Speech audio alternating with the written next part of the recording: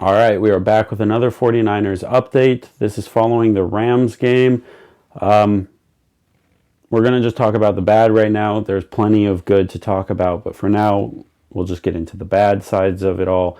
And in a multiple score differential loss, there is plenty of bad to talk about.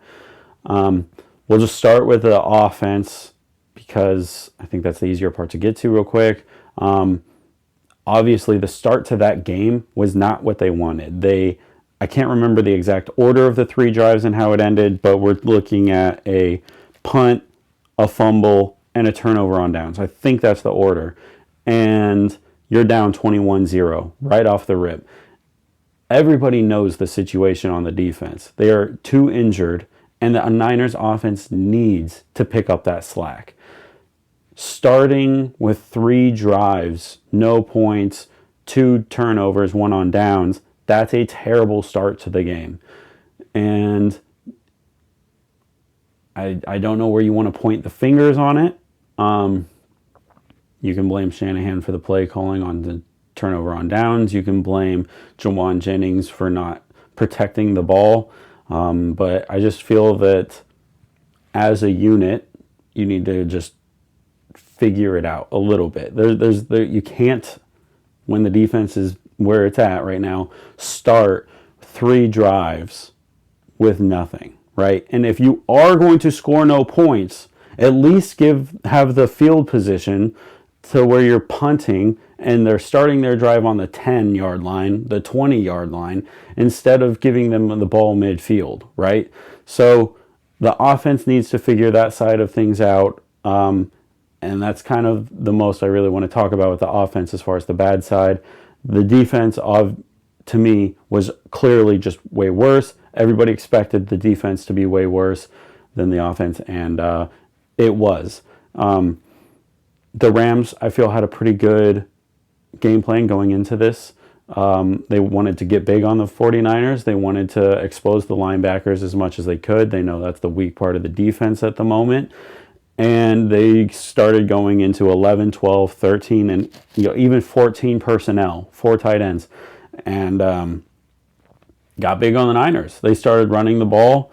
I personally think they could have won the game just running the ball. The Niners, that's like kind of what they've been hanging their hat on all season for that defense is at least they can stop the run, but they couldn't. And I feel that the injuries have finally caught up to the Niners, to the defense, to the point where it's like very problematic, where they're going to need help on some level from returning players, and they're going to need their existing players to take a step in the right direction, or maybe they're going to need to start playing the backups. I feel that D. Winters, the will on the Niners, weak side linebacker, playing bad.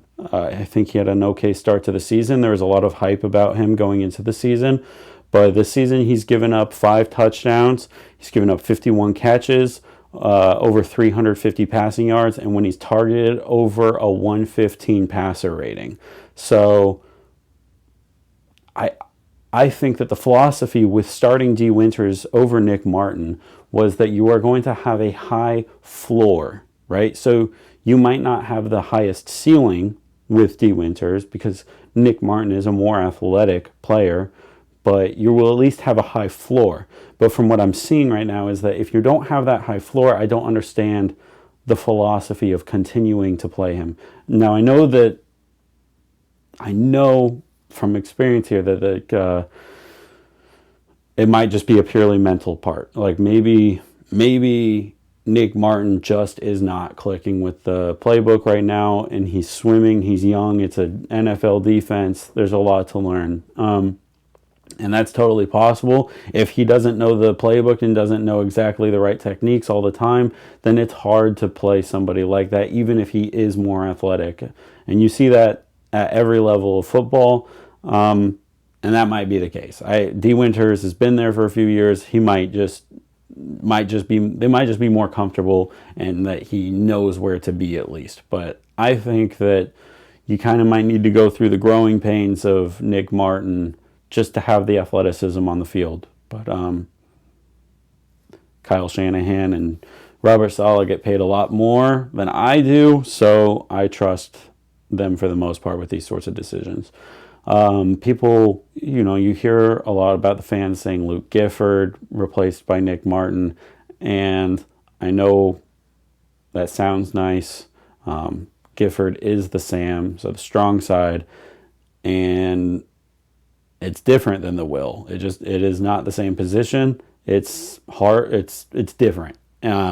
And I don't think that is where you would want Nick Martin playing. And if he is struggling mentally, let's just say that that's the situation, then you don't want to try to move him also positions. Like, you might need to keep things simple. But again, all speculation. I'm not sure exactly what the situation is, but the Niners linebackers got exposed. It was really bad. Luke Gifford gave up 2 plays in a row to the same player. One was a dropped pass, then it went right back to him, and then it was a big completion. It's hard to watch this sort of stuff, and I think that they're going to need to address linebacker again in the draft, and hopefully they hit. Hopefully they address it early. The unfortunate situation with this draft is that there are so many holes on the defense and offense, and then there's potential, retirings coming up. Trent Williams, he's going to leave, and then that's a huge problem. And you're just going to see other players with the salary cap. You're just going to see holes popping up all over the place. So they have their work cut out for them as far as free agent signings and draft in the offseason. But until then, we got to rock with what we've got. I think that there is a lot being talked about also of the Davante Adams touchdown on Malik Mustafa. A lot of people are, I think, criticizing Saleh for putting him in that position. And I could be totally wrong on this. This is just my guess from watching it. But there are 5 49ers rushing on that play, right? So that would mean there's 6 defenders in coverage, and there's 5 eligibles on the Rams, obviously. So that means there's 1 extra player. So that player is either going to be spying Stafford, which I wouldn't think the Niners would really do, or he is a rat or a hole defender in the middle of the field, right? So my guess is that he was a hole defender. And, if you're lined up at the slot, that means if your guy runs in, he would be the one that gets picked up by that free linebacker.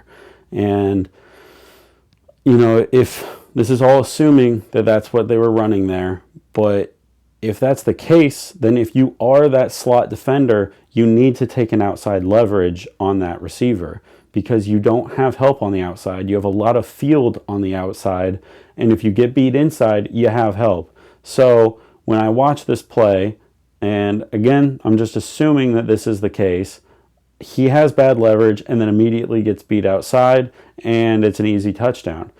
Do you blame Saleh? I don't think so. I mean, you may blame him for not having coached and pushed the importance of leverage on that play, but I think that was probably a Malik Mustafa screw up. But hard to say. Again, I'm not sure. Maybe it was a spy. Maybe he had no inside leverage, no inside help from a linebacker. And maybe, if that's the case, then you do want to usually take inside leverage of your of the offensive player, and you're just at risk of losing outside, and that's sometimes the case. But my guess is that there was a hole player and that he took bad leverage, but I'm not sure. We'll see. But anyway, that's it for the bad, and I think, I'll get into the good here next.